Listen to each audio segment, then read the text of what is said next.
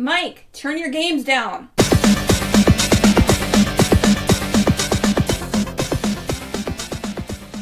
Hi, everybody. Welcome to episode 178 of Games My Mom Found. I am Mike Albertin, who's wandering around an open world map, burning bushes with me tonight. This is the one, the only... Oh, wait a minute. I'm reading the wrong script. That's the other guy's script. This is Richard. Well, excuse me, Princess Sampson. You might know me at my YouTube channel. It's up there on YouTube under Rich Kale. I also have fics posted up on sites like fanfiction.net, Archive of Our Own, and up on Comic Vine. Damn, I don't want to have to follow that one. That was a really I'm not going to do this episode anymore. I'm sorry. Okay. I'm sorry. But I guess this is Adam from Talk Games Chew Bubblegum.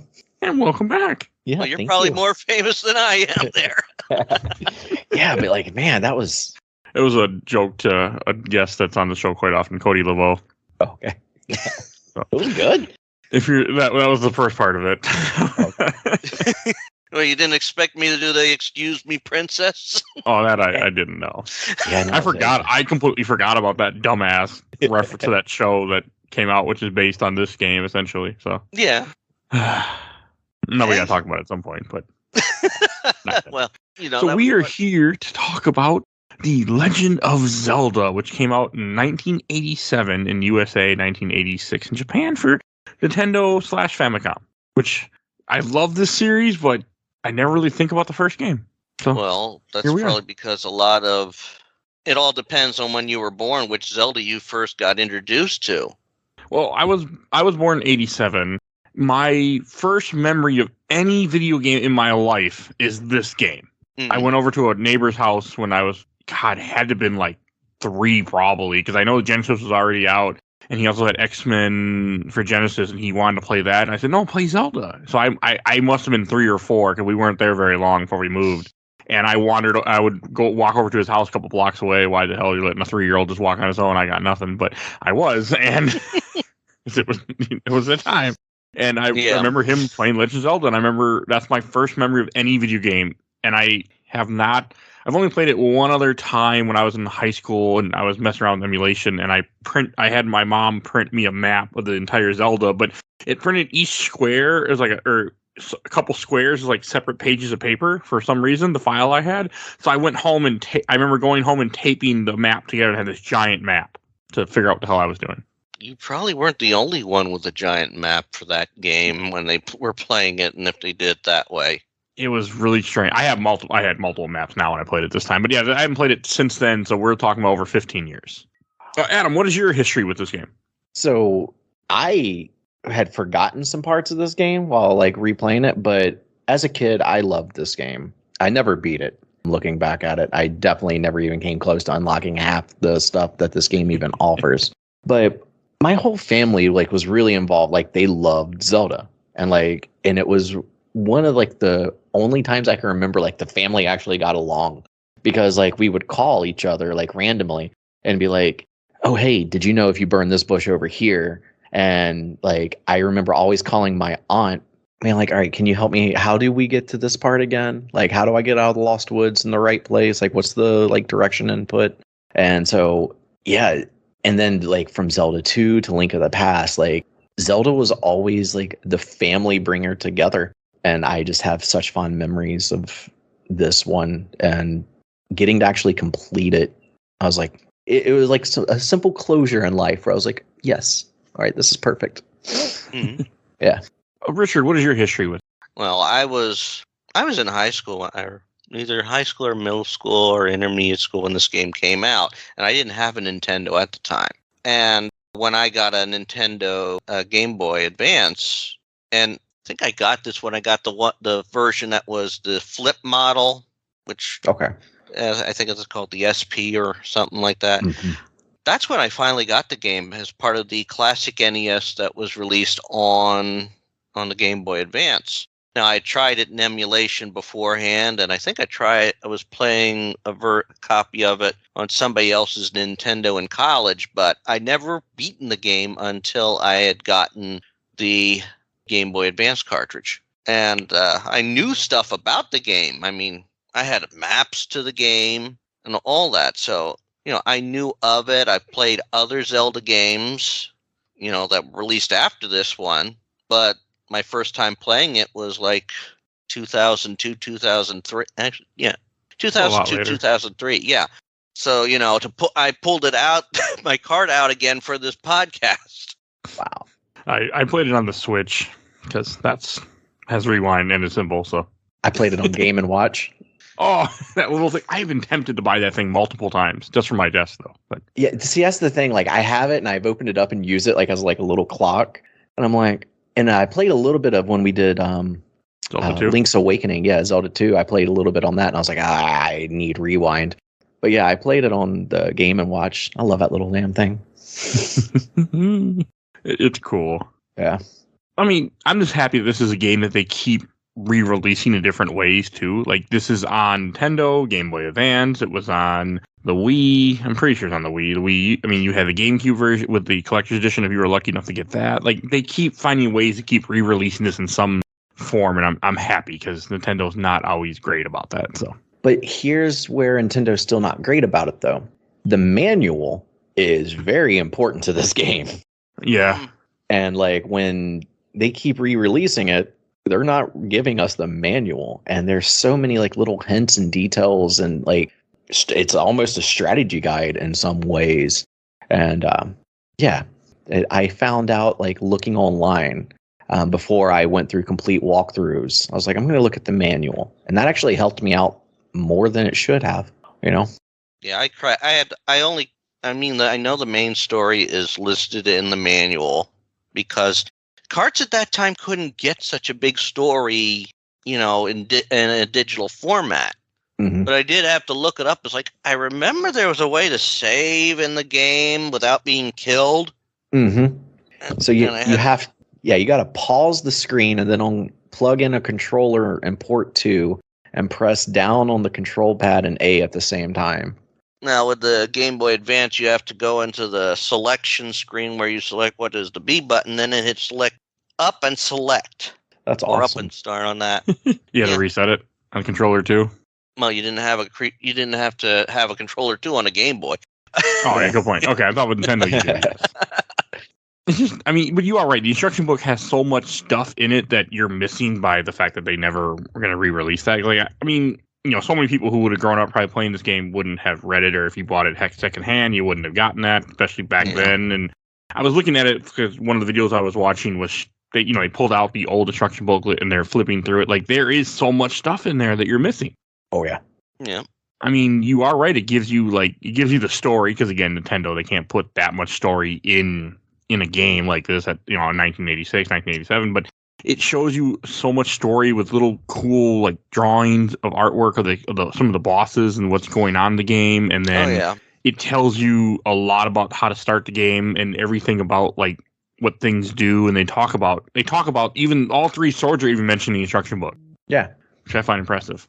Yeah, and it's a thick boy. It's got like 50 pages, and it goes through all the enemies, the items, and then like finally on the last few pages, it's like, all right, let's get you to the first dungeon, and then after this, you're on your own. But like, we're gonna show you some of the ins and outs of what this game's gonna do. Oh yeah, and they do, and it is designed for the players to explore, to try and figure things out on their own. Is this before Crystallis came out in those other games that some people say that are close to Zelda's? Yeah, I mean, Zelda is the initial start of that type of game on the Nintendo. Okay. I mean, I don't think anyone expected a game that didn't have a scoring system in it at that time. And just like the invention of an open world game. Like you can go to the final dungeon right off the bat if you'd like with all the items. You won't be able to do anything because you don't have the key to get in there. But you can tackle certain dungeons in different orders in this game. Like you can go wherever. It's just how long are you going to survive? Yeah, I mean, I was using a 100% or optimal walkthrough of the game when I was playing through it, and you can get so much stuff prior to taking on things You just have to be smart about it and try and avoid getting killed by some of the most powerful enemies in the game. Yeah, you can die easy in this game as you're running around the world map. You can take a lot of damage pretty quickly. Yep. Mm-hmm. And get very frustrated with it, too. Like in the instruction book, also it comes with a map that shows you the location of the first 4 dungeons and all the different squares and lets you like fill in the other squares. I think that's pretty cool that exists.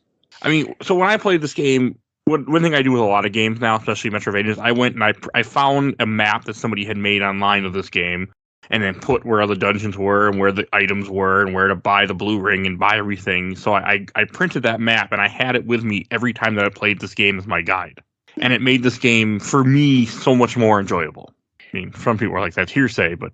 I pulled out my NES Game Atlas.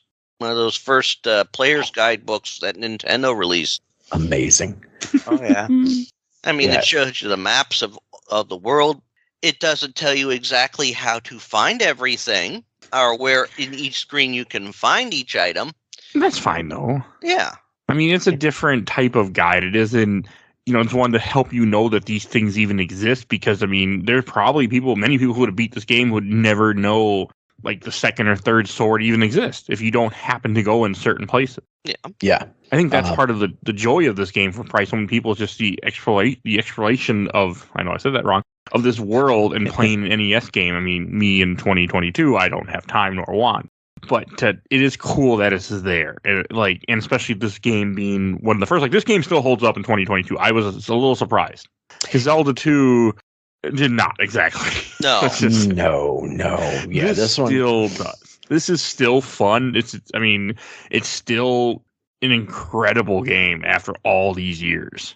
And it's challenging, but I use rewind constantly, but you could that's more of my choice, but you could play this without, I feel, having to do that. Oh yeah. Yeah, well, if you don't have access to rewind, you can't rewind. But you're starting to find rewinds, even on the Switch. Even the Switch's NES and SNES games. It's all right. Oh, that's what I did. Exactly. But I kind of like that because the older games did not hold your hand. They threw you in and they sometimes they gave you words of encouragement, but more or less they were sitting in the boat and being like, no, you're going to sink, but I'll get you when you're down there, but you're going to turn blue first.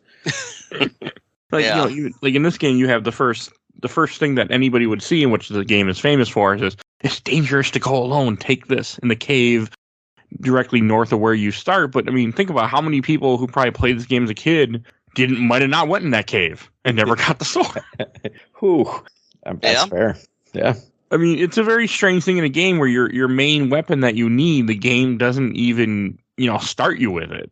You have to go get it. Yeah. Mm-hmm.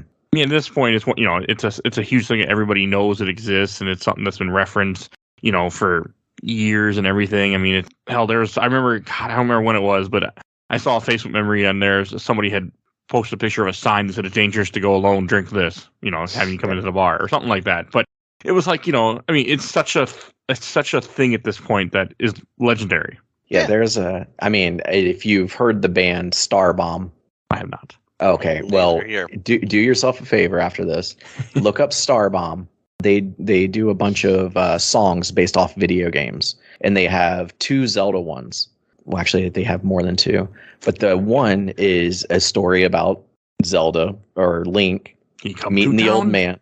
Yeah, meeting the old man, and the old man's like, "It's dangerous to go alone. Take this." And I won't spoil the rest of the song because it takes a turn. Okay. But it's fantastic, and you're gonna laugh really hard. Okay, maybe I'll have to try to remember to look that up. I don't listen to very much music, but I'll send you a link to it. Okay, because most of my music I listen to is only Taylor Swift for some reason. So. Oh, you're gonna love this band. I don't know why. It's humorous, it's funny, and it's all video game related. Okay. I actually found their website. Yeah. I have to. They have an album called The Triforce. Yeah, that's cool. But this game, has means so much to people over the years, and it's just, the graphics are, they're simple because Nintendo graphics, but I felt that they still hold up enough. It's not ugly. It's just Nintendo.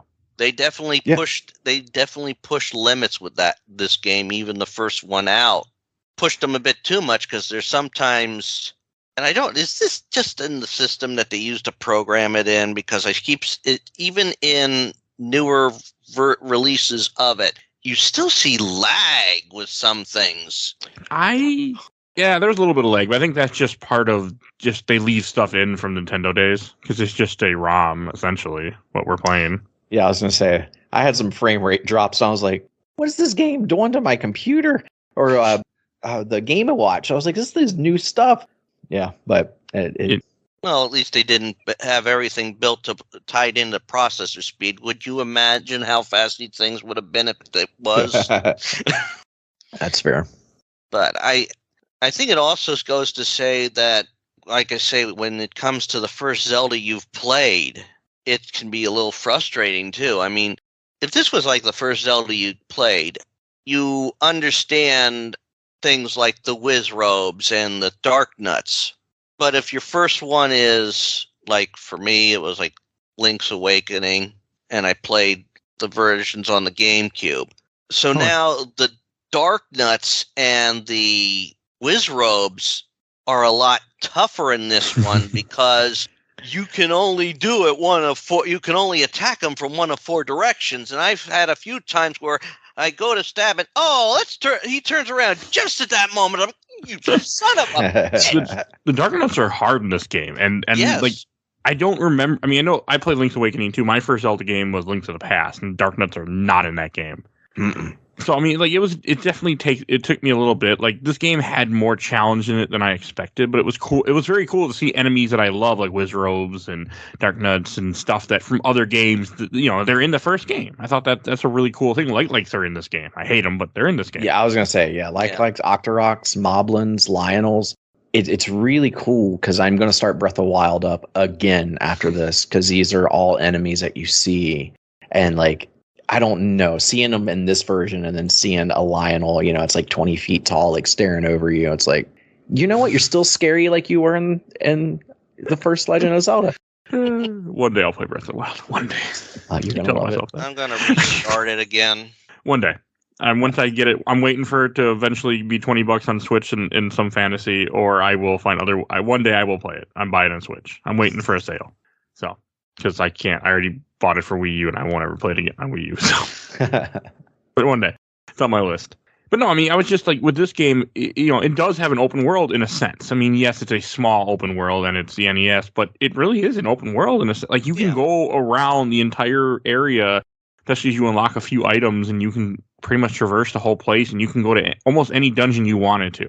You might not get very far, but you can go to almost any dungeon. Yeah. I think that's a very impressive feat, really, especially for the NES. Yeah, I mean, it was certain areas you couldn't get to because you didn't have the right tools to get to them. But yeah, you could traverse a good portion of that map without even entering a dungeon first. Like when I started playing this for the show, when I was playing with Rewind, I was going through my map and just getting things right off the bat before I even really went to any dungeons. I went and got the note pretty early on because there's a random note you can get from a person in a cave, which you need the note to then go and be able to buy potions. Mm-hmm. Which I think is interesting concept because like I wonder how many people who played this game never even knew that existed. Like they just completely missed it because I know I would have. So, well, of course, this was like when it was originally released, we didn't have access to the internet like we do now. we had that good old Nintendo hotline that we could call. Oh yeah. Nintendo hotline and the traditional playground talk. Yeah, I mean, this is a game that would have been very much, you would have heard stuff from people at school and things. I mean, that just games are very, now we just go on the internet and find our information, but which I prefer. Yeah, and probably some kid who travels around, some old man who actually looks like a teenager and travels around the country to tell secrets. I was just surprised with like the open world. I was surprised that because I mean, you will see random cave with there's an old woman in it where she doesn't do anything until you get to that letter, and then you can go like that little thing just to have that in there. And like whenever you find throughout the game, you'll find caves with I think there's 4 of them in the overworld map that you can either get a heart or you can then get a potion and you get to choose which one you want to heart. Increase your heart containers, but a potion will give you 2 heals of full health. Yeah. Which if you didn't know how to get them, you're like, well, I'll take at least, the potion can be useful versus a heart because it will refill all your hearts, where your hearts just give you another full container. I thought that's a cool concept. Yeah. And in this one, you had the rings that increased your defense capability. Yes. Which, if you're going up against that Lionel and you only have 3 hearts, you're screwed if you get hit twice. Yeah, there's not too much lock on and dodging when this. You just move up and hope that he moves backwards. I didn't have much problem with the Lionels in this game. The Dark Knights gave me the most trouble. The little knights where you can't hit them in the front because they have a shield and they block it. They gave me a lot of trouble in this game. The whiz robes. Okay, they my nightmare. Yeah, I had more trouble with the whiz robes and the Dark Nuts than I think with the Lionels. I mean, when you get to the only times I had really a lot of difficulties with the Lionels is when I was doing the second quest, and of course I get attacked I got in that one screen and there's 6 blue Lionels, which they're the tougher ones, and I'm like, how the hell am I going to get past these guys? You won't. That's the secret. Oh, I eventually did. I like the fact that this game has moblins. This is the first game with moblins. I have always liked the moblin design partly because Link's Awakening was an early game for me, so that kind of cemented it to it. And Link's Awakening was a game that I really, really loved. Mm-hmm. And I replayed it. So, I still love Link's Awakening. I still do, but it wasn't the same when I replayed it. But it's still a great game. But just what seeing moblins in here, knowing that this is their first appearance, I really like that. I like moblins a lot in this game. It was cool for me to see them and made me happy that they're in here. I mean, they gave me a lot of trouble though because they're big bulldogs that shoot spears or arrows. They come out in swarms. Yeah, you'll go into a screen, you see 1 or 2, and then the next thing you know, there's 6 of them. You're like, no. It's another thing is that I thought was very interesting is that you can just roam the world map and just fight the regular monsters that are there, die, and then it'll warp you back to where you start the game. But there's really no penalty for it, other than you start with only 3 hearts versus however many heart containers you had. But you don't lose any of your rupees. I was thinking that I was going to drop some of my rupees or something because I guess I've been playing too much Dark Souls.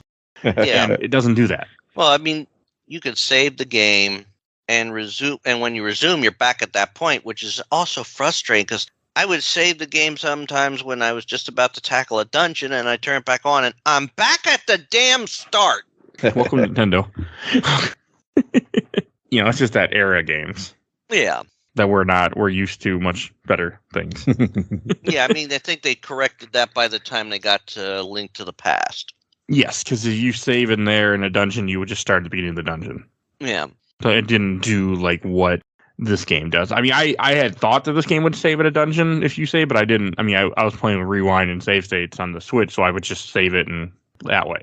So I never had to figure that out. But I assumed it was just like Link to the Past. So now I know different. Yeah. Of course, this was the first game with the dreaded Wall Masters too. Yes. Mm-hmm. They're only in 1 room, aren't they, or something? They're not often. No, I think there's 2 I think there's 2 rooms. Okay. Or depending on the dungeons. Yeah. Because I was doing the one dungeon, I think level 8 on the second quest. I just got past the damn Dodongos. And then I get grabbed by a wall master and get transported back to the start of the dungeon. And when I head back the way I came, and there's the damn Dodongos again, and I don't have enough damn bombs. You can also, I didn't know this until I didn't do it in this playthrough, but I had no idea in this game you could actually upgrade your bomb in this game twice. Yeah. Upgrade your capacity. I had never known that was in the original game. Same. Oh, yeah. I didn't do it because you go in, you'll randomly go in, when you go in a couple dungeons, there's 2 different dungeons, you'll have an old man that comes in that says, you'd like more bombs, wouldn't you? And it says minus 100 rupees, or you can spend rupees to get bombs, but it doesn't. I thought he was just going to refill my bombs. I'm like, I don't need more. I'm fine. I'm not going to pay you my 100 rupees. I'm full. Why would I do that? But I didn't know that was a way to get more. And I'm like, that is a really cool concept. And I'm happy to know that was in the first game. I had no idea that was in this early of a game. Yeah, well, like you said, you go through, like I said, with those Dodongos, you have to feed them 2 bombs each to just feed them, which you have 8. You can only screw up twice. When you have 16, well, I can screw up more times. And especially when things are shooting at you, and when you place a bomb down in front of a Dodongo, and then boom, you son of a... He just turns around, doesn't need it. No, Wait. you just get ready to put the bomb down, and boom, hey, what? I'm behind the Dodongo, and I just laid the bomb? Wait. 16? Yeah. Is there another one? Because I only There's two of found them. one. There's 2 of Oh them. my yeah. God. I was like, I had 12. I thought I was doing good. Damn it. Yeah, there's 2 hidden throughout the game Okay. in 2 different dungeons. It's a very cool concept. I think I didn't realize that's what was going on, and I just didn't. Plus, I was saving all my rupees for the most part because I was trying to buy different things, But it's cool that in this game, like if you were a kid or and you could just farm enemies and just get rupees and use that to buy stuff that you needed. There's not much you need to buy, but it's cool that it's there. Yeah, like- but farming rupees is a slog in Legend in Link's the first Legend of Zelda, because there's only 2 type of rupees. You got the blinking one for 1, and you got the solid blue one for 5. But there were some hidden caves that you have somebody that's like, hey, it's a secret, and then be careful with them, because occasionally you'll come across the one that's like, you broke my door, pay me. I mean, they're not wrong considering that what you either burn down their bush or you blow up their wall with a bomb. So you burn down the bush with a candle. Also, that brings up, is this the only Zelda game to ever use the damn candle? I think so. Yeah, Okay. Because they came up with better ways to, quote, have the fire show up. Lantern, yeah. Or a torch. Yeah, I mean, it's a weird item, because early in the game you can go buy a blue candle, which I did, and that can't then let you burn, but with the blue candle you can only shoot 1 flame out per screen, so you can't do a whole lot. But then as you progress in the game, you're able to get the red candle I think it's one of the late dungeons, it's got to be 7, I think it's 7 or 8, it's late. Later dungeon, yeah. Which is kind of surprising to me. I mean, all it means is you can then shoot as many fires as you want. So it's not like it doesn't really help a whole lot unless you were just trying to find treasures and find secrets and just burn every bush. Because, as I'm sure many people who play this game did, they would burn every bush in the overworld trying to figure out where the secrets are. Once you figure out that they're there. Yeah. And then, of course, that can get frustrating. You try this one. No. Oh, I know it's this spot. Oh, damn. The flame goes past it, burns the one behind it, but doesn't trigger that one. Now I got to go up a screen. Now I got to go down a screen. Mm-hmm. I got to count 5 from the top. Okay, 1, 2, 3, 4. Or no, was it 6? Which one did I just do? Damn it. Yeah, that's why I was very happy with my map. That told me exactly what to burn. Right where to burn it. I'm like, okay. But I want to mention about Dodongos too. It's cool to me that this is, because I had played Link to the Past, I played Link's Awakening before, and before I had played Ocarina of Time, and Dodongos are not in those games. They're only in this game, and then they're not introduced until you have Ocarina of Time with King Dodongos and then the Little Dodongos. Mm-hmm. Well, and I think that's such a cool thing. They realize that they were in this first game, and they're kind of the same way you would beat King Dodongo in Ocarina of Time, where you have to put bombs in his mouth. It's a cool, I mean, it's done way better in 3D, but it's cool that it's there. It was a cool throwback that I didn't realize until more recently when I played this game again. Well, they did keep the concept in the Link's Awakening. It was just the snakes, and you needed 3 bombs for them. Oh, yeah. Okay, I know what you're talking about. Yeah, but it wasn't the same. It's cool that, that you're fighting a dinosaur. That's the same type of monster that you fight in Ocarina. Oh, yeah. But yeah, no, I forgot about those stupid snakes. Yeah. I hate they set a lot of, staples for the Zelda in this game. Yeah. They continued and rolled with it. They didn't really change much. And I think that is what has made Zelda such a long-lasting franchise, is because they did a really good job, and they've improved where they needed to improve and upgraded throughout the time. But, when you play a Zelda, you're going to have a Master Sword somewhere along the lines. You're going to fight some Keys and probably some Moblins, and, there's going to be some throwbacks, and you're going to be like, oh yeah, okay. I think they said I think I saw, when I played Wind Waker, they said the only creature that's been in every game was the Octorok. Huh. Yeah. The Octoroks are in 2 also. Mm-hmm. Because Zelda 2 is the one that really kind of takes a step away from everything. So it has the boomerang things. I'm trying to find them in the manual. The Gorias. Have they ever made another appearance? Yeah, I think they were in Link's Awakening, I think. Yeah, you're right. Okay. Yeah, but I don't remember much about them, but they threw the boomerangs. I remember it. It's all coming. I'm getting flashbacks now, and I'm hating it. Yep. I think they're only in a small part in Link's Awakening, though, like when you go to rescue Bow Wow. Hmm. I think it's the only time you fight them, if I'm remembering correctly. Yeah, I mean, the boomerang is still... It becomes such a useful item in all the games because not only can you stun an enemy with it, or if it's powerful enough, kill them, but you can actually collect items with it. I mean, the way that fairy flies away from you, it's like, gotcha! And the fact that you get, like, I didn't know you get an upgrade to the boomerang in this game. I thought that was really cool, too. Yeah. Because I remember in Link to the Past, you had to throw your boomerang into the wishing fountain, and it was cool to me to find out that this is the first game, the very first game had an upgraded boomerang. Like, it was just cool to me. Yeah, you can, I think with a regular boomerang, only goes like half screen along the longer direction, while the upgrade one will go the full screen. Okay. Which is a plus. It's just cool that it's there. Like, I was just, this game had surprised me a lot with how much depth there was to it. Oh, yeah. And of course, it also has one of those traditions they usually throw into a Zelda game at some point or in later games. This is the bow and arrow, which is one of the best weapons in a Zelda game. But why the frick do you tie it to the damn rupees? Because they didn't know what else to probably do back in the day. Like, I was a little surprised because, like, one thing with this game, you get the bow in the first dungeon, but you don't get arrows. You have to. And I was like, okay, someone will drop arrows at some point. Nobody drops arrows in this game. You have to make sure you go to the store and buy it for 80 rupees. Yep. And then I was like, okay, well, what's my arrow count? And then I realized, okay, like you said, your rupees are your arrows. But also, if you shoot a rupee or a heart or anything with an arrow, it picks it up just like the boomerang. So it's one of those weird things like, oh, look, the rupees. Okay, I'll just shoot an arrow at it and just grab it anyway. Like, at least it pays for itself. What if it pays for yourself if it's a damn 5 rupee? You see, Yeah. I got the rupee. Why didn't my count go up? Oh. But it was cool to me. Like, I don't know. I didn't realize it was the rupees at first. It took a second. I'm like, oh, okay, it uses my rupees as the currency for arrows, which is odd, but I guess probably limitations of the game. They didn't, and it's NES, they didn't really know what they were doing yet. Yeah, and it's not like bombs where you know where you're putting a bomb. Like if you're trying to like snipe a Lionel across the stage with an arrow, like they're going to move by the time the arrow hits them. So it's like dropping 5 arrows is probably pointless at that point because it's like, what's an easier way we could tie it to so they can keep shooting, but not be super overpowered. Yeah, I got that point. It just makes me only want to use the bow and arrow when I absolutely have to. And I think I only really used the bow and arrow when I was fighting Ganon. But I mean, that's how I play games personally. I don't tend to use stuff that has expendables unless I have to. That's just a thing with me. No, it's so, all... I didn't have a problem with that. Yeah. I think it becomes like, how ready can you get the item? I mean, occasionally an enemy will drop bombs. Yes, but that's based on a counter.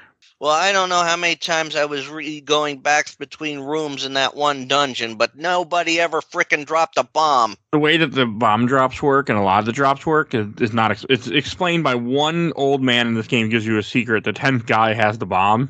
If you don't get hit and you kill 10, you kill 10 enemies. The 10th enemy, if you kill them with a bomb, will drop bombs 100% of the time. Yeah, really? I don't think I saw that when I was doing that. It doesn't make any sense. The only reason I know this is because I watch a lot of speedrunners play games before I do that on the show, and they explained it in there that they're like, yeah, there's a counter that the game doesn't really. It gives you one hint to, but doesn't really explain it. But that's what is the guiding light of how you know, like, that secret. Oh, It's essentially if you can go without, and I watch it like in a speedrun.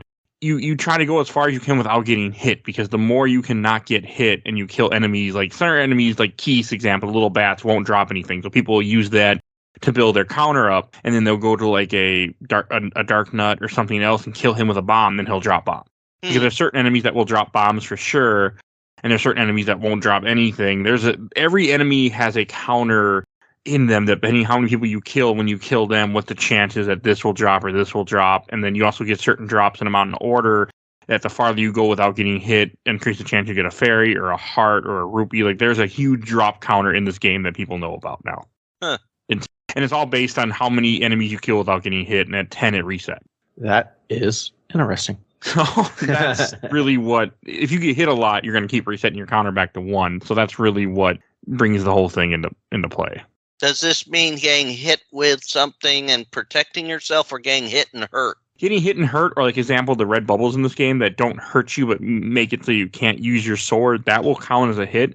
So like speedrunners will purposely walk into them to take the hit to reset the counter since it doesn't damage them and then keep going.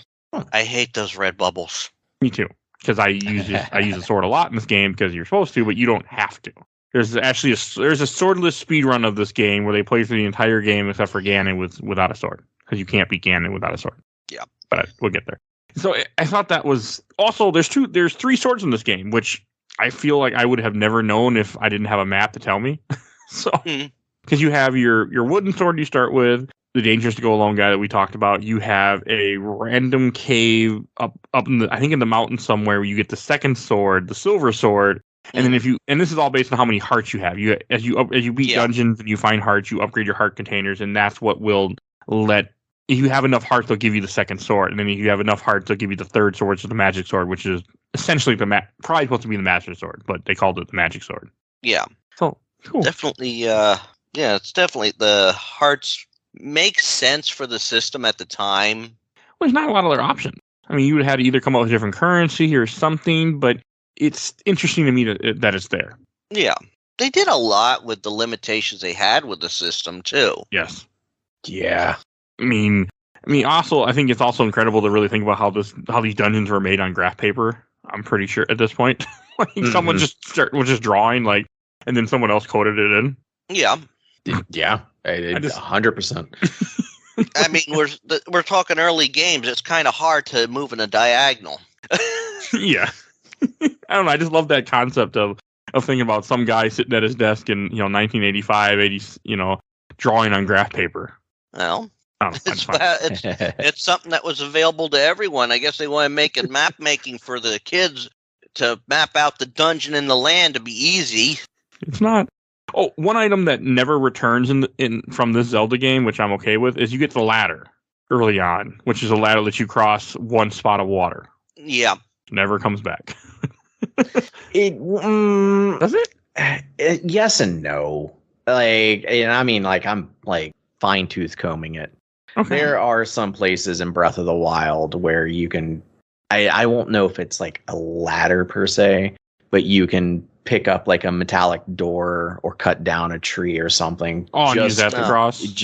Yeah, and like I was saying, like fine tooth comb. I'm trying to think if there was like actually a ladder that you could probably move. I think there is, but it like I said, I'm gonna go like from what I played Breath of the Wild to playing this to now wanting to go back to Breath of the Wild.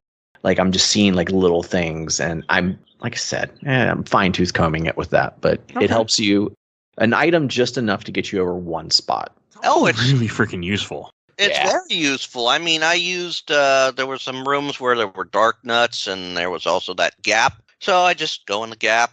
Whack whack whack whack whack whack whack whack whack whack whack whack whack whack whack. They can't hit me. Whack whack whack whack whack whack whack. Oh, it's one of those damn bubbles. It can't get me. Whack whack whack whack whack whack. It's very useful.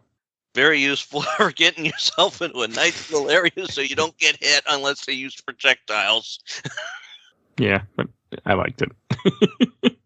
The whistle. I was going to say the whistle, which and somebody like the manual has like some little Easter eggs into it, but I didn't realize this whistle is the same whistle that's in Super Mario Brothers 3.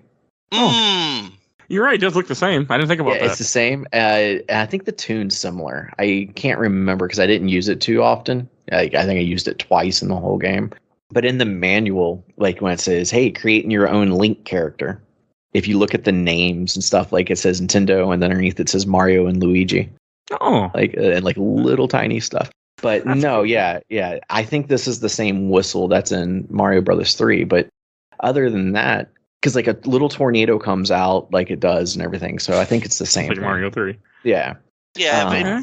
If there's not something to be revealed by the whistle, a tornado will come and take you to another part on the map. Mm-hmm. It usually takes you to a dungeon that you've done, is what it does. It takes you any dungeon that you've gotten the Triforce in. It's used essentially to teleport around the map, to get around the map faster. Mm. To go like you go to a previous dungeon that you beat, that way you're closer to wherever you want to get to.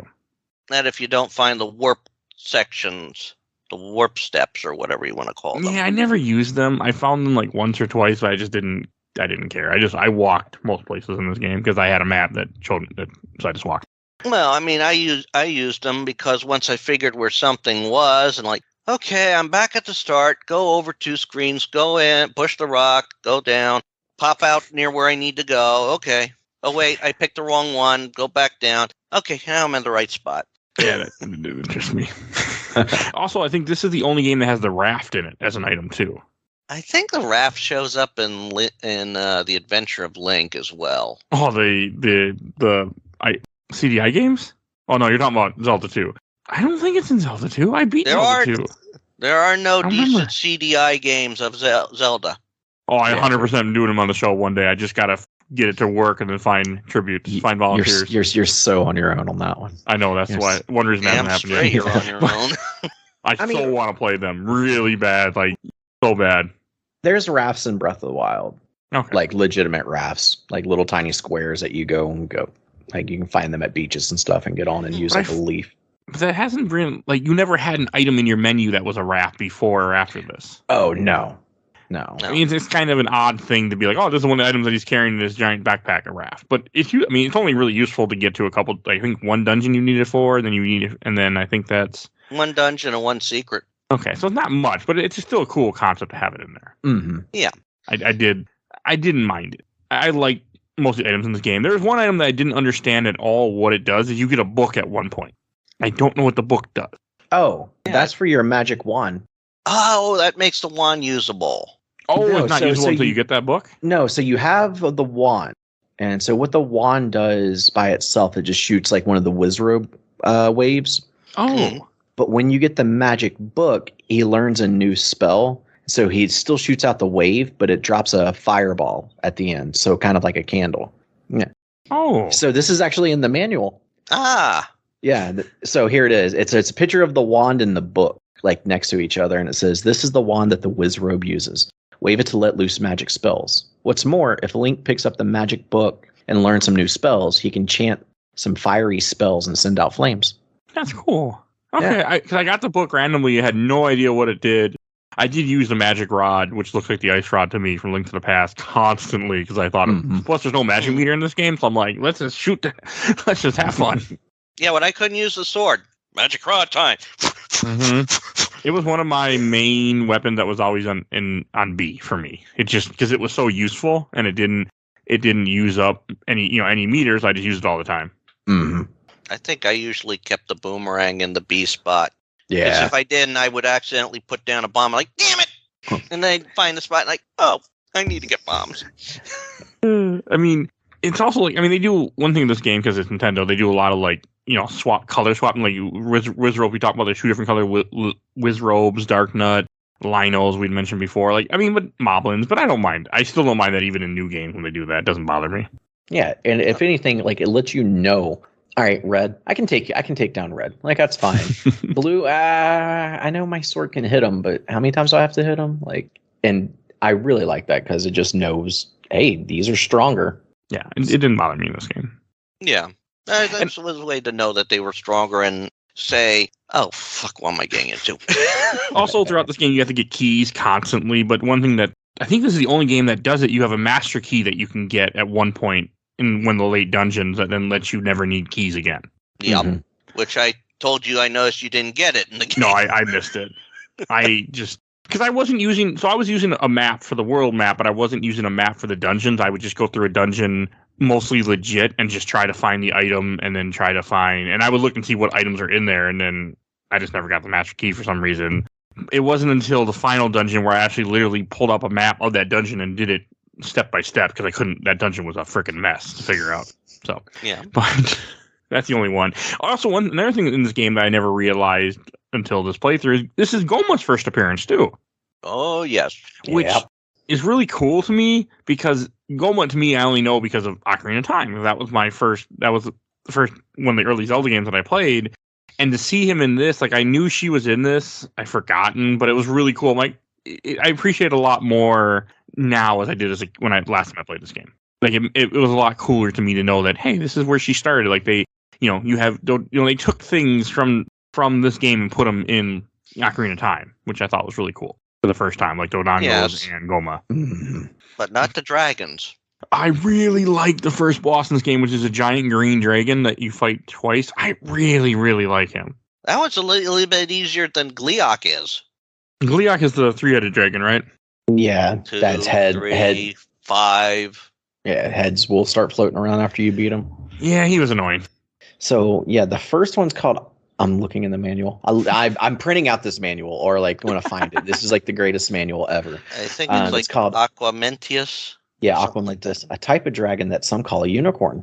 As well as having lots of attacking power, it's a fearful opponent. It emits beams. I don't understand why it's never been in any other game.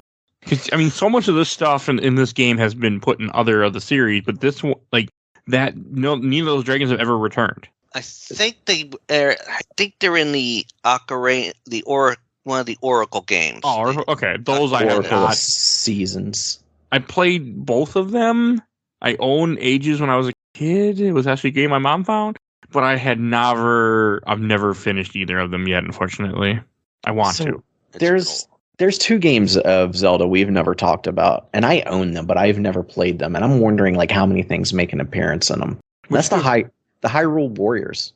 Oh, a lot of things do. I mean, I haven't played it in a long time, but I have played it. But also that it's a huge love letter to Zelda fans with just tons of crap. Yeah, it's a Dynasty Warriors with Zelda. But I'm just curious, like what all makes an appearance in them now. You probably have to do a deep dive and look at that. Yeah, because there's those games are like you're talking. That's like a 200, 300 hour game if you want to complete it. Like it is. There are so much of the Hyrule Warrior games. Yeah, I watched the completionist do an episode of Hyrule Warriors, and he was just like, I don't want to play this game ever again. Well, I mean, it's not. I played it for Wii U and I beat it, but I just beat it. I didn't do none of the extra stuff. And this is also before all the DLC, which the Switch version is all the DLC. Switch version is the complete version, which I really want to play. What was the other Zelda game that you mentioned? You were going to mention Hyrule Warriors 2. There's a second one? Oh, you're talking about the one Breath of the Wild, right? Yeah, the one before Breath of the Wild. Yeah. I'm curious. I haven't played that one either. I never played that one at all. Like I know Helena and I played a little bit because it was split screen. Well, they both were. Yeah, but we played that one a lot together. But I can't remember anything about it. I really want to. I almost bought it a few times, but I just with the show I won't get to it unless I put it on the show. So like I just don't bother. That's fair. Because I know me. Yeah, sorry, I didn't mean to sidetrack us. Oh, you're fine. But I was just wondering like how many like these like little items and like you said, love letters and I'm sure Aquamentus like a mini boss or something in it. I'm sure Hyrule Warriors, if any game would do it, it'd be that one because that one is just full of random stuff that's Zelda orientated because they can be because it's a world where the world opened up and everything is dropped into it essentially in Zelda. It doesn't because it doesn't fit into the timeline or anything. It's not. It's just a open like portal type thing. All these portals open up and things are being dropped in from different universes or different timelines. So yeah, I could see it being in there. But yeah, I haven't. The last time I played Hyrule Warriors was before this show, so I didn't have the same appreciation for Zelda like I do now. Like going through the few games I have for the show, I pay a lot more attention to things now than I used to. Instead of just trying to beat a game, I'm trying to beat a game and talk about a game. Okay. Makes me, but yeah, now you get my interest. I really do want to play Hyrule Warriors again. This game was also the first appearance of Spectacle Rock. Spectacle Rock? I don't know what that is. Well, up on the mountains, the 2 rocks that are next to each other that look like eyes. Okay, like where one of the final dungeon is, right? Yeah. Yeah, that's Spectacle Rock. That has appeared as an fixture in so many of the Zelda games. Like it's in, of course, Link's The Adventure of Link. It's in Link to the Past. It's in, I think I saw it in Link's Awakening. It's definitely in Ocarina of Time. It's in Twilight Princess. The Spectacle Rock is like a landmark that appears in almost every Zelda game. That's cool. I'm looking up the wiki right now. Like, this is awesome. I never it makes sense. Like now that you're saying, I'm like, oh yeah, I definitely seen these things, but I didn't know this is so cool. Thank you. I think that's one thing that's so impressive about this game is that it affects the series so much. and then they keep pulling from it. Like they, and not a lot of series don't do that. Their first game, they just move on. Like this game keeps pulling. As a series keeps pulling from the first game. Yeah. Oh, and we talked briefly about the rings, but I didn't want to go back onto it. There's a red ring, a blue ring, and a red ring. The blue ring you can buy at at a certain cave. Yeah. For 250 rupees, you can only carry 255 rupees at a time. I found out.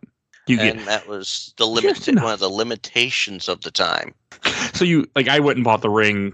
I wasn't gonna buy it right away. I was gonna get it eventually. But then when I capped out my rupees, I'm like, okay, let's go buy the damn ring. So I bought the ring, which then cuts halves your damage. Then if you get the second ring, which is in a way late dungeon, it cuts your damage down even more. Oh yeah, which is cool. Definitely a plus.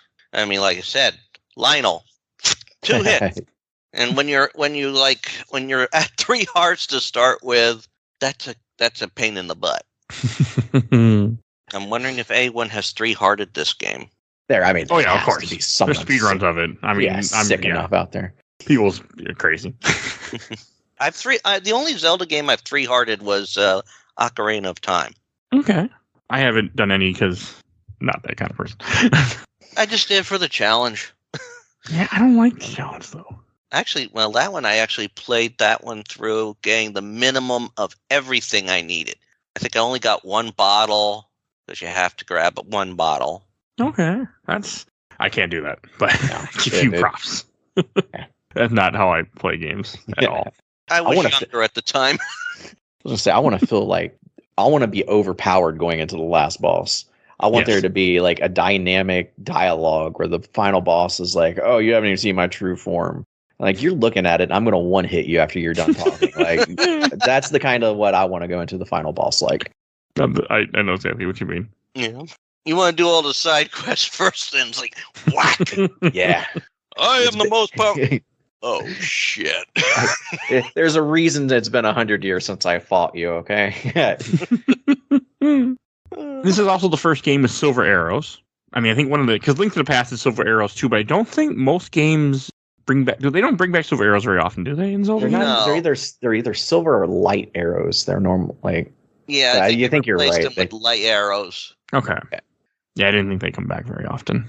And I only knew about the silver arrows because, like I said, I grew up without a Nintendo. My first Nintendo was actually a Game Boy, but I remember hearing on an episode of Doogie Howser as he's explaining a shot to a kid for getting a vaccination.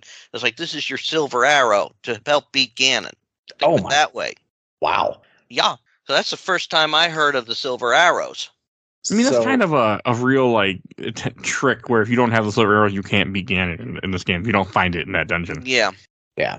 And luckily, this is like the last Zelda game I finished. But, in every other Zelda game, you always have that special arrow going in to fight Ganon. So I'm like, I only have regular arrows. There has to be something I am missing.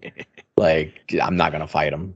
But you knew. I mean, I knew too because I was Well, also the manual.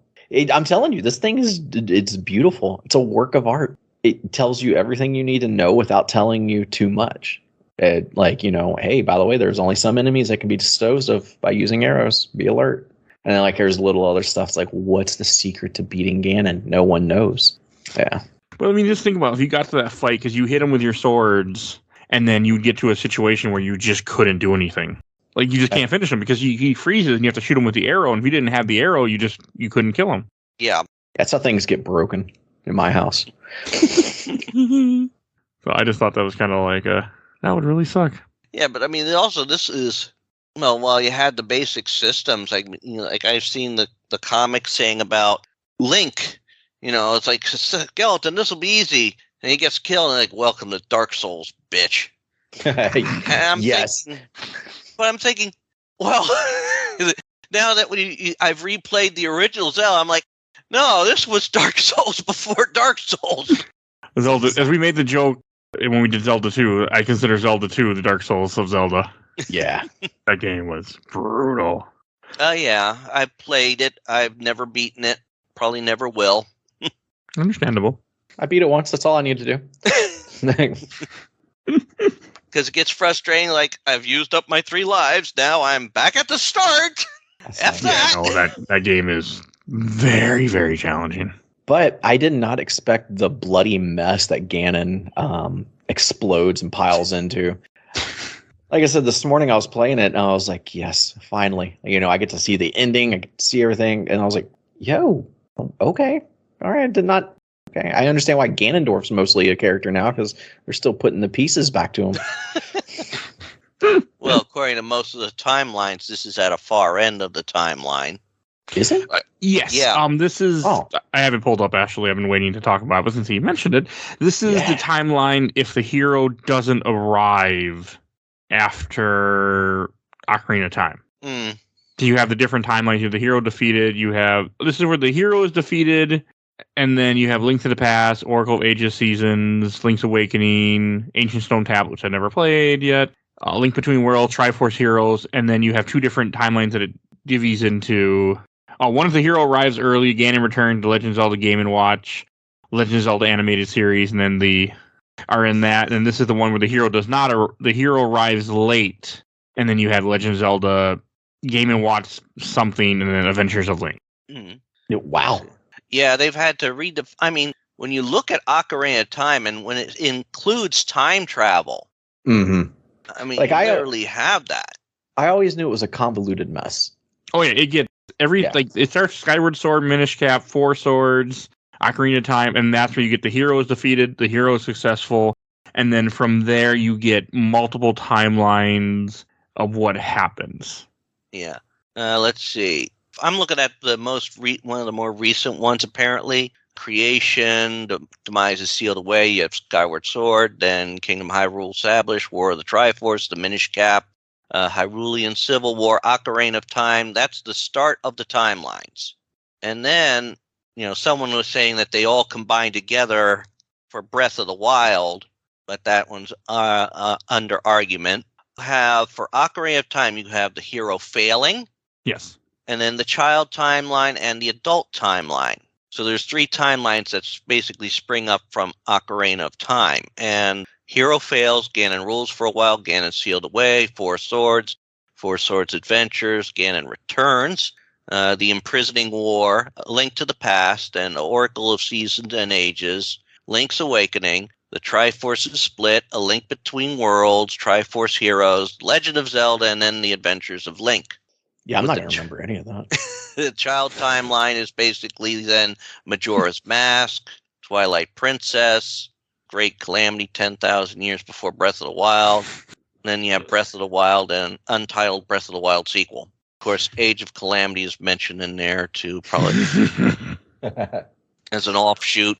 And of course, the adult timeline, Ganon sealed. You have Wind Waker, Phantom Hourglass, and Spirit Tracks.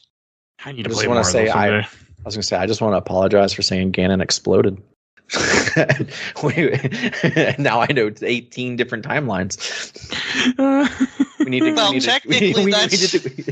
to go to the timeline where I never said anything. Well, that's how it plays out. That's how they all are. Yeah. It's a convoluted mess. Mm-hmm. I mean, everybody has been trying to figure them all out and put them in the one timeline. No, it's three.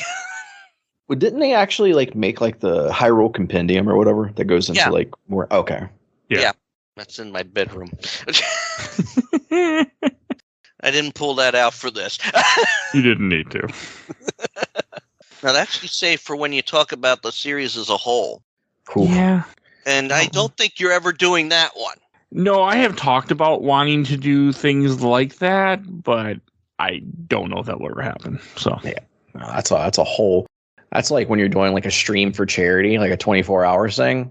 That's all right, what's on the agenda? We're just going to talk about Zelda as a franchise in general. All right. Yeah. I mean, that would do it. I mean, the videos that I do, that my retrospectives when I beat a series, those are long. I mean, I could talk about the games individually for about up to half an hour, but when I talk about the series, it's going to be a long one. Yeah. I'm already staring down the barrel of a long one coming up because I'm working my way through King's Quest, and that's 8 games in total. Ooh, okay. That's a lot. Yeah. Each one's good in its own way. Even the bad ones. Much. All right, trying to think anything we missed from this game that we should still mention from the first Zelda? Well, I don't know how many. I don't know if you guys did it. I we did the mentioned second quest. Wow, yeah. Thank you. I did not. I wanted to. I even printed out a map of the second quest with the dungeons on the back of the map for me. It didn't look very good. It just because of the way that the map was set up it was too long and it didn't print right on my 11x17 sheet of paper when I went to FedEx. But I meant to play it. I had full intention of doing it, and I just didn't. I just was too busy. I was on my trip this weekend, and I'm like, well, I'll play it on my trip. I won't be busy. No, I was busy the entire time, so I never got around to starting it, but I really wanted to. Yeah. I was on the fence, and then I just said, I'm just going to do it. I just finished it last night. But it's described the dungeon. Well, each dungeon has a name in the first quest, like eagle, lion. I think the one is called Manji. Yeah, they're actually shapes. Yeah. So It's kind of cool. Yeah, eagle, moon, manji, snake, lizard, dragon, demon, lion, and death mountain. Yeah. And in the second one, the first 5 dungeons are Zelda. Not in that order. They are the letters in Zelda. The 6th one, I think, was the walkthrough I was using described as Link's hat. And then 2 spirals, I think. And then the last dungeon was Ganon's head. This is awesome. Yeah, but it's cool that it exists. Yeah. Especially with an NES game, like, because they weren't able to do a whole lot, and they were able to, essentially just redo things and make it a new game. Yeah. I did want to play it. I just didn't have time. But it's also trickier because trying to find some of the items, like the letter to get the letter. For the potions? Yeah, you literally have to run into Death Mountain. You have to go through the Lost Woods. You've got to go through, or once you find, if you don't have the bracelet, you have to run through Lost Woods. You have to run through the graveyard. You've got to work your way through Death Mountain, freaking dodging Lionels. And like I said, that's that one area where you had the 6 freaking Lionels, blue Lionels. You bring up a good point. Wooden sword. What the hell does I don't even know what the bracelet even ever did. I got it, but I never used it. It lets you move rocks. Yeah. Oh. Yeah. So you probably used it, you just didn't realize it. No, I don't think I ever moved rocks. The game didn't make me. I never did it. I don't think I ever moved rocks. I think, because you mentioned it lets you get you to one of those like warp areas. Okay, I didn't use the warp. Some dungeons. Okay, so maybe I must move maybe one rock. Then I got everything just to get everything. I was just trying to do it just to make the game last longer. Yeah, a lot of everything in Legend of Zelda was passively activated. It's not like in Link's Awakening. It's not like in A Link to the Past where certain items, in order to use them, you have to equip them to a button. Some are just passive. They're all passive in Legend of Zelda because, well, except for like the bombs, the boomerang. With the ladder, with the raft, with the bracelet, the magic book, they were all passive. They were automatically activated. And when you touch something where you had to do it, go a step out on the water, you'll have the step ladder. Go from a dock, you'll have the raft activated. It is cool. I like that. I actually, of all the Zelda games, I do like the passive upgrades just because they're there. Like in Link to the Past, the main one that comes to mind, like the Moon Pearl, the gloves. Yeah, they are passively active. You just have to utilize them at the right time. Oh, another thing I forgot to mention. Well, the one thing we haven't talked about, but I want to bring up, is that you have a gambling game in this game where you go into certain caves and the guy will say, let's play a money game. You'll have 3 different rupees that say -10, but one of them will give you more rupees. You pick the right one. You know what? I absolutely didn't even go out hunting for that. I didn't either. I just know that they're there, and I watched some speedruns of it, and I'm like, we should. But I didn't do it either because I hate gambling in anything, game or real life. I hate gambling. That's fair. So I don't do it. I'm not risking 10 arrows on those games. Yeah, I mean, watching the speedrun, there must be some way to manipulate it because he kept going in and kept grabbing the center one and kept getting like 50 rupees. So there must be some way to manipulate it or something. But yeah, possibly. Because everything. That's what you do when you're a speedrunner. You find out how to manipulate a game. And this is also the first game with because the first Zelda game has broken walls. So with bombs, where you can break things open, which we haven't mentioned, I don't think, yet. No, we haven't, but there's no necessary clue of where these walls are. No, which is I tried hitting them with my sword, thinking, okay, I'll make a cling. It does not. Yeah, I tried that too. I mean, there's no ding. No, it's just clack, clack, clack, clack, clack, clack. And then, of course, you have the fake walls too. Yeah, that was. You don't necessarily know they're there until you try. Yeah. Little things that we take for granted, like a little tiny X over a wall that lets us know that we can blow it up. Mm-hmm. I prefer that. And one of the random items in this game that you get for, I know it has a little bit of use, the bait we hadn't talked about. You get a stick of meat, essentially, which can be used for two things. One, it can be used to hurt enemies, and you give it to one guy who goes grumble, grumble to open up a door in the final dungeon. That's it. Well, That's it. He was hungry. Yeah, he was hungry. That's it. Hey, boy's been sitting in that dungeon waiting for food. You wouldn't know that. Like, I feel like I would have no idea to give him the meat if I was a kid. But maybe just hit your head against the wall enough time and just try it for the hell of it. So yeah. Is there something in the manual about that? Where's the manual? I don't know. I threw it away when when we put the game in. So what am I regret? Throwing away boxes of games. Yeah, there is something about the bait in the in the manual. Yeah. Yeah, well, this was also the time where we didn't read the manual unless we absolutely had to. No. This was the time where we just bought a game. We had a 20-minute car ride back home, so we read the manual 3 times. And then when we started up the game, we just played and we're like, oh, yeah, wait, hold on. Yeah, all right, I can do that. Yeah. Those were the days, huh? And then, I'm trying to think, another thing I wanted to mention is we didn't talk, there's also, this is the only game that has the Petra enemy, which is the enemy with all the flies that go around it. We have to hit all the flies, and you can hit the main guy, the big fly. I know we talked about the worst enemy. That was the worst enemy in the game. It was harder than some of the bosses. Yeah, he was a pain in the ass. I hated him. I hated fighting him every time I had to. Was that the only game he was in? I don't think Petra has ever come back. I don't remember seeing that enemy ever again. Let's see. So we give Nintendo praise for like doing stuff and like keeping like the tradition going on with like the Zelda game and what they're doing. But even they realize like, let's not bring Petra back. Like we were evil.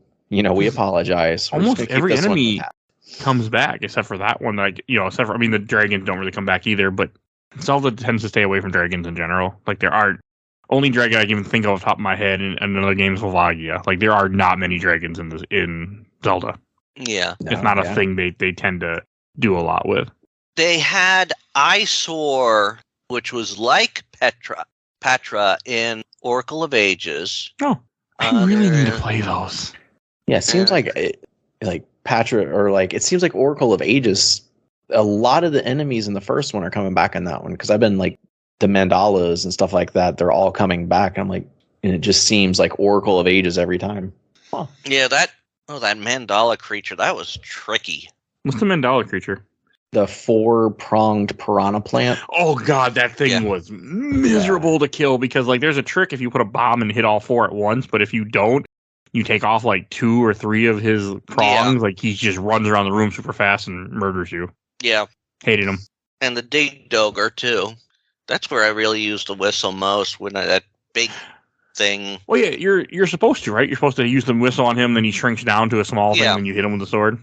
Mm-hmm. Yeah. That's a weird. I would not have guessed that if I was. Of course, later on, then he just he separates into 3. It's just a strange enemy. Yeah. It's a strange use of making you use the whistle, I guess. So. Does Pole's voice ever come back? The rabbit? Yes. He's in I was going to say, never mind. Yeah. Oh, originally in the Famicom version for the rabbits, you were supposed to hit them with your voice because what you would do is you would whisper into the microphone on the controller of the Famicom. But the NES controller didn't have that, so what they had you do instead was hit them with arrows. Yeah, because I remember, I didn't even know that was called a Pole's voice. Well, I didn't play the first one, but when it showed up in Link's Awakening, when I first encountered a Pole's voice. And you have to hit them with bombs in Link's Awakening, if I remember correctly. Yeah. Let's see. God, I love my memories of Link's Awakening. Last time Pole's voice appeared was in Phantom Hourglass. Never played that yet. It was in Link's Awakening, Oracle Seasons, Oracle of Ages, and Phantom Hourglass. Okay. One day. I keep telling myself one day I'm going to play that, but I don't know. What was that other one, though? That one that turned into bats after you hit it once? Oh, like the blue gargoyle guy? I don't know his name. That's what I'm trying to remember. He'll be on the wiki. That's what I have the wiki up. I've got the manual. They're called Veers or Vire. That's Okay. it. There's a devil that controls the Keeses. When Link cuts it with a sword, it turns into 2 Keeses. I don't think they ever come back either. Yeah. I do? remember dealing with it in the Oracle Oh, games. there we go again. I was going to say, I have a guess it's probably in Oracle. And it is also in Link's Awakening. Yes, as the a boss. remake of it. No, I think they're in the original Link's Awakening 2 as a boss that you fight. Yeah, it's a boss in Turtle Rock. Or maybe not a boss, but it's in Turtle Rock. I know exactly now what. Yeah, I remember it now. Okay. It also apparently appears in the games that they don't talk about. Oracle of Seasons, Oracle of Ages. Oh, you're talking about the Wand of Gamelon, Zelda's Adventure. Yes. Even the wikis don't like to acknowledge them. Even Zelda Dungeon doesn't even acknowledge it. Man, I want to play them so bad. The more you talk about it, the more I'm like, I need to know. One day, but it's gonna happen. It's just a matter of time. I just gotta get emulation to work, and then find some suckers, and then we're doing it. I think you might. The more we talk about Zelda, the more I'm like, I have to play them, right? Oh, it's one of those things that once I finish every other Zelda game, then they're happening for sure. So, because at that point I have to. So we'll see. They're not long. Good. They're just weird. Yes. They're cash grabs is what they are. They look horrible. Oh, the cutscenes look horrible, but if you look at the actual gameplay, they look fine. It's just those animated cutscenes are god awful. God awful. Yeah. All right, anything else we should say about Zelda before we go on to questions, comments, or memories that we haven't covered yet? I've got nothing. Okay, I think I covered everything I want. All right, let's go on to questions, comments, or memories. I didn't get a lot. I posted in a few different groups, but people didn't have as much to say as I was expecting over the original Zelda game. I got some. First, I watched the entire Overblood Super replay from Quentin Crow. 100% of gamers would love to play a Zelda in a mainline Zelda game once in their life. Why do you think Nintendo has been so coy about letting us do so? Well, they did. There's a Zelda game with Zelda, the main character. There's 2. Is there? There are CDI games, yes. Yeah, I know. It's 2 to 3 CDI games you play as Zelda. I don't know why they've never put Zelda as a main character. I think they should. Zelda is really a decent part in Spirit Tracks. She is a character that actually helps. And at the end of Wind Waker, she is part of the final battle with Ganon. Okay, I wouldn't mind a Zelda game that's just you play as Zelda instead of Link. Like, that would be cool. I originally thought that the second playthrough of the original Zelda Second Quest, you played as Zelda. Like, they took the sprite from early and let you play as her, but I was mistaken. I found out really fast. So actually, there was a way, like, if you put in Zelda, I think you start the second quest immediately. You do, but not as Zelda. Yeah. And I wanted to play as Zelda. I mean, there's mods, of course, and people have hacked it, but yeah, it's not in the game. So the only 2 games that have Zelda are Wand of Gamelon and Zelda's Adventure, both for Zelda CDI. Once again, this is it not really counting, but Age of Calamity, you could play as Zelda. Okay. Yeah. Not really a main line, but yeah. Yeah, exactly. More than this. Yeah. I do want to play those, damn it. I think you can probably play as Zelda 2 or as Hyrule Warriors, I'm assuming. But probably in the first one, yeah. I can't remember. It's been... I played more of the second one than the first one. Yeah. Yeah. And from the Nintendo NES Super Group, I got from Chris Kirkpatrick, I believe is my favorite game of all time. That's a good favorite game of all time. Yeah. And from Eric Watson, make sure to do both quests. Well, I tried, sir. I ran out of time. I just couldn't get myself to do it. And from the Giant Bomb Group, I got a few. From Michael Wagner, I had borrowed this game from my friends so often that when my parents finally bought it for me, I beat it in 3 hours. It's pretty good. Yeah. I bet they were pissed. Yeah. From Bethany Owen, I was way too young to understand what I was even playing when I first played this. It was confusing for a kid who barely could make Mario move forward and not hit the Goomba to then try Legend of Zelda. However, even though I was kind of just wandering around and occasionally hitting something with the sword, I still really enjoyed the look and sounds of the game. And from Drew Blanton, This is the original reason why I check every single tree/stump/wall for secrets in games. Random tree in a nondescript screen, burn it down and you find a potion, or pay 50 rupees, whatever. It also has the best title screen/scroll of all time. Yes.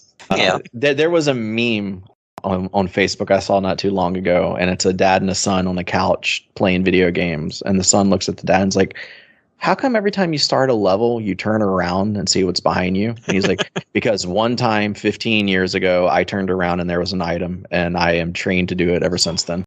I see that meme too. Yeah. And then from the Zelda Hub, I got a few. From Christian Alexander Coate, I have a notebook buried somewhere that my father used to sketch each dungeon out, other maps, and document his progress. He bombed every applicable tile in the game to uncover any and every possible secret. Pretty impressive gameplay and some cool gaming artifacts. That's just awesome. Yeah. Yeah. From Jason Oliver, I played this game after Link to the Past and Ocarina of Time. Me too, sir. Me too. From Matt Rees, played this with my grandpa when I was a kid. We would stay up all night playing. Good times. Mm. Yeah. Yeah. And from Reynolds Davis, I just went through this entire game 2 weeks ago, nostalgic as fuck. The first time I beat it, I was 9. That's impressive, because the first time I Yep. beat it, I was 34. And it was about 4 hours ago. First time I beat it, I was in my late 20s. So Okay, here's a one I want to read from Siegfried Kundigan. Send a link to your podcast. I will, sir. I will.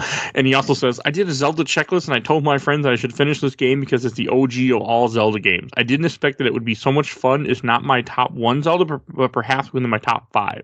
Though it's understandable that it might be difficult at times. You'll get the hang of it once you gain hearts and experience.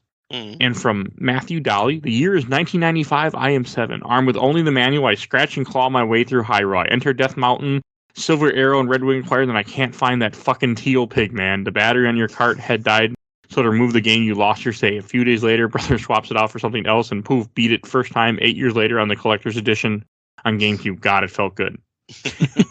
And from the last group I'm going to read for it, official Laser Time community. From Jesse Moore, played the shit out of this game as a kid, but mine has a dead battery, so it never saved my progress. I never knew that was even an option at the time. Well, not many games had saves at the time in NES. So I think is this the first? Yeah, it's one of the first, because initially when it was first released over in Japan, I think it was able to be saved like a floppy disk. Oh, yeah. They had the Famicom disk system. Yeah. Also, if I remember correct, did Mario 2 or Doki Doki Panic would have had saves? But I don't remember if that came out. That's probably after this, I'm assuming. I don't know. No. Well, it does have saves to a degree because it does save your progress, but it was after this. But that would have been on the Famicom also. Okay. From Nick Turner, I played it for the first time on the 3DS, and I just don't have the free time for this game's obtuseness. I bet if I had it as a kid, I would have loved it, though. And from Andy Bush, don't be afraid to bust out a guide, especially a map of the last dungeon. Life's too short to do it yourself, and a lot of the secrets were intended to be shared. I did, sir. I did. And yeah, he is right. I mean, it's so confusing at times. Especially that last dungeon is really confusing. All the stairways it has. Yeah. Yeah. When I was playing it, I was just basically, I had my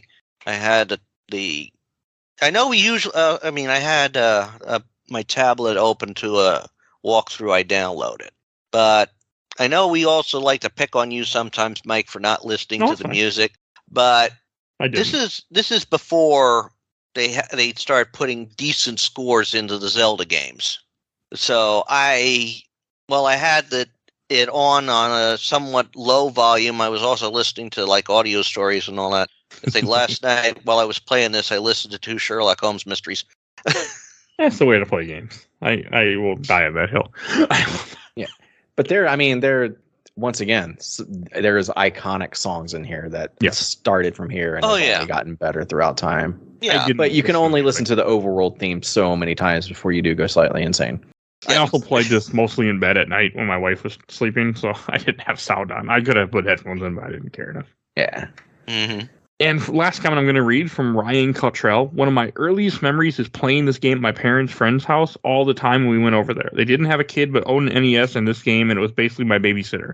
I was probably 4 or 5 at the time. Back then I could get to the first and third dungeon. Never could find the second one, though. I still play through this game once every couple of years or so. It still holds up well. You're right. It does. Yeah. Mm-hmm. All right, and that's all I got for questions. We should go on to Shelf Stacker Bach. And Adam, why don't you go first? How much room do I have left on my shelf? That's like a question. Never-ending. Oh, it's a never-ending shelf. Okay, good, because this one's going up there. Like I said, I loved this game as a child. Never got to beat it, but every time I started it, I had fun. I had great memories, and this time, knowing that I was going to beat it, it was like exciting. And then playing through, beating it, and then looking up the manual. It did, like I said earlier, the things that you need to actually play this game. Like, luckily, we have the internet. But try to go in blind, find a manual and just read through that and play it. It was another experience. And Zeldas are so good at creating memories and experiences. And I mean, 35 years later, every time you play a Zelda, it's easy to talk about. And this started it all. And yeah, it's an easy shelf. Okay. Oh, what about you, Richard? Well, let's see. Every time I've been on this show, the game has always gone on the shelf. Yes. So but this time, I'm rather to put it in the stack. I mean, I hadn't played this since early 2000s, and I think also part of it is because my first Zelda game exposures, like the first game I beat on my own was Link's Awakening. I've played Link to the Past, but was split between two people playing through it.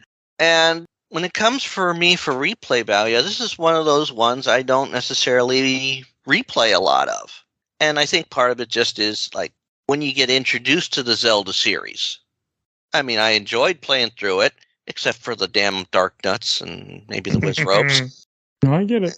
And sometimes the frustrating lag moments, but I mean, I'm just going to put it in the stack because, like I said, it's good. It is the OG. It is the birth of the series.